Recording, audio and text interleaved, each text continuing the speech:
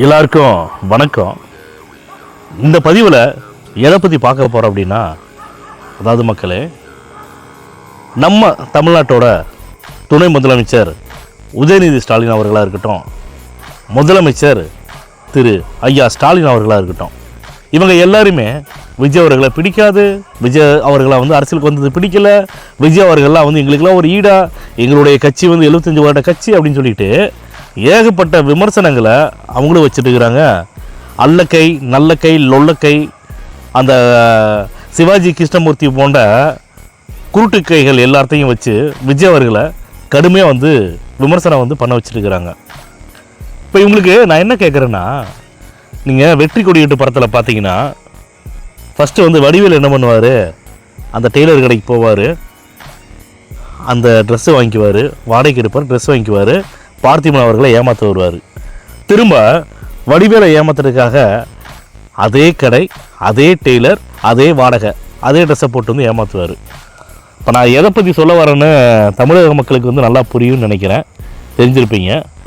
விஜய் அவர்கள் ramp walk அப்படிங்கிறத அரசியல் வரலாற்றிலேயே அறிமுகப்படுத்தினது விக்கிரவாண்டியில் தளபதி விஜய் அவர்கள் தான். அதுக்கப்புறம் மதுரை மாநாடு இல்லையா, அதுக்கப்புறம் மலேசியாவில் ஜனநாயகன் ஆடியோ லான்ச்சில் மிக பிரம்மாண்டமான ரேம்ப் வாக்கில் சும்மா ராஜ நடந்து கம்பீரமாக வந்தார் தளபதி விஜய் அவர்கள். இப்போ அவரை அட்டைக்காப்பி அடிக்கிறாங்க, காப்பி அடிச்சுட்டு முதலமைச்சரை இருக்கட்டும், விஜய் அவர்கள் போடக்கூடிய அதே கலர் பேண்ட்டு, விஜய் அவர்கள் போடக்கூடிய அதே ஷர்ட்டு, அதே மாதிரி துணை முதலமைச்சரை செல்ஃபி ஃபோட்டோ எடுத்து எப்பாச்சும் பார்த்துருக்கீங்களா? நீங்கள் சொல்லுங்கள் மக்களே, செல்ஃபி வீடியோ எடுத்து பார்த்துருக்கீங்களா? இவங்க விஜய் அவர்களை பார்த்து கற்றுக்கிறாங்க, விஜய் அவர்களை பார்த்துட்டு காப்பி அடிக்கிறாங்க.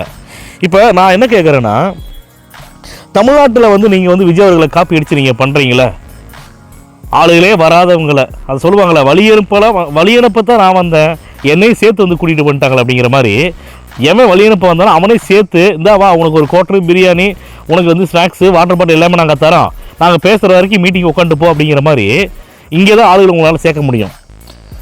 நம்ம துணை முதலமைச்சர் உதயநிதி ஸ்டாலினாலையும் முதலமைச்சர் திரு ஸ்டாலின் ஐயா அவங்கனால விஜய் அவர்களுக்கு மலேசியாவில் கோலாலம்பூரில் எவ்வளவு வரவேற்பு, எவ்வளோ ரசிகர் பட்டாளம் வந்துச்சுங்கிறது எல்லாருக்குமே தெரியும்.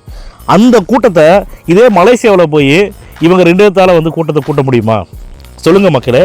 அப்போ மக்கள் சக்தி, மக்கள் பேராதரவு யாருக்கு இருக்குதோ அவங்க தாங்க தமிழ்நாட்டோட முதலமைச்சர். அதே மாதிரி 2026 சட்டமன்ற தேர்தலில் தமிழ்நாட்டோட முதலமைச்சர் யாருன்னா தளபதி விஜய் அவர்கள்.